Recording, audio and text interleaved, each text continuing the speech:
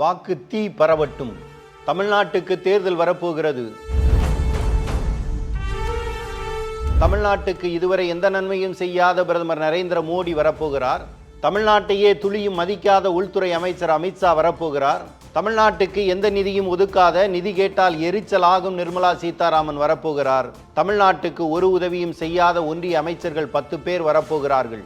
UP முதலமைச்சர் வரப்போகிறார். மாப்பி முதலமைச்சர் வரப்போகிறார். மராட்டியத்தில் சிவசேனாவையும் தேசியவாத காங்கிரஸையும் சிதைத்து சின்னாபின்னமாக்கிய பட்னாவிஸ் வரப்போகிறார். டெல்லி ரேகா வருகிறார். ராஜஸ்தான் சர்மா வருகிறார். மொத்தத்தில் பாசிச பாஜகவின் படையெடுப்பு தமிழ்நாட்டுக்குள் நடக்கப் போகிறது.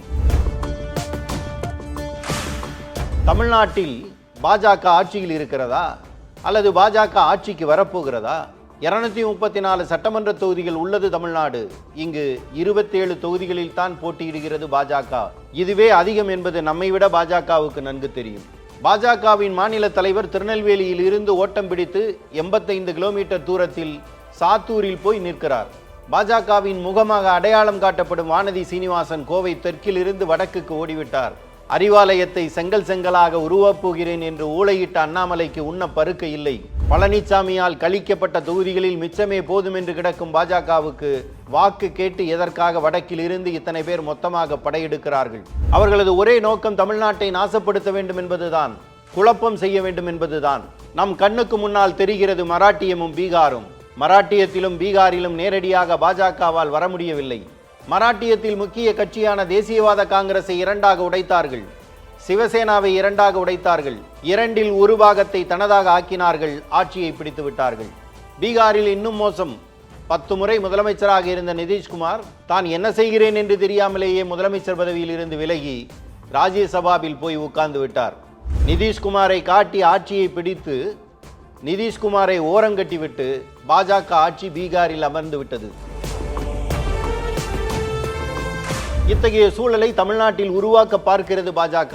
அதற்கு பல்லக்கு தூக்க பழனிசாமி கிடைத்து விட்டார். இதை ஜெயலலிதா இறந்த போதே செய்ய பார்த்தார்கள். ஜெயலலிதா உடல் ராஜாஜி மண்டபத்து வாசலில் வைக்கப்பட்டிருந்த போது அன்றைய ஒன்றிய அமைச்சர் வெங்கையா நாயுடு சும்மா உட்காரவில்லை, காலியாக போரும் திண்ணையை கைப்பற்றவே உட்கார்ந்திருந்தார். சசிகலா மூலமாக அதிமுக வலிமையடையும் என்றதும் சசிகலா வழக்கை கையில் எடுத்து அவரை சிறைக்குள் தள்ளினார்கள். அப்பத்தை போல அதிமுக பீத்தெறியப்பட்டது. அந்த காலகட்டத்தில் நிர்மலா சீதாராமன் தமிழ்நாட்டுக்குள் இறக்கிவிடப்பட்டார். அவரை முதலமைச்சராக முன்மொழிய ஆரிய பர்வார் அலைந்தது. அவரும் மயிலாப்பூரிலும் மாம்பலத்திலும் தள்ளுவண்டி கடையில் காய்கறி வாங்கி பார்த்தார். ஆனால் வண்டியை தள்ள முடியவில்லை. விரக்தியில் அவர் வெளியேறிய நிலையில் எடப்பாடி பழனிசாமியை கையில் எடுத்து ஆடி பார்க்க நினைக்கிறார் அமித்ஷா. பழனிசாமிக்கு வேட்டு வைக்க உள்ளேயே 3 பொதுச் செயலாளர்களை உருவாக்கி வைத்துள்ளார்கள். உருவாக்கப்பட்ட பூதங்கள் தேர்தலுக்கு பிறகு வெளியில் கொண்டு வரப்படும். நடிகர் விஜய் கட்சி ஆரம்பிக்கவில்லை, கட்சி ஆரம்பிக்க வைக்கப்பட்டுள்ளார்.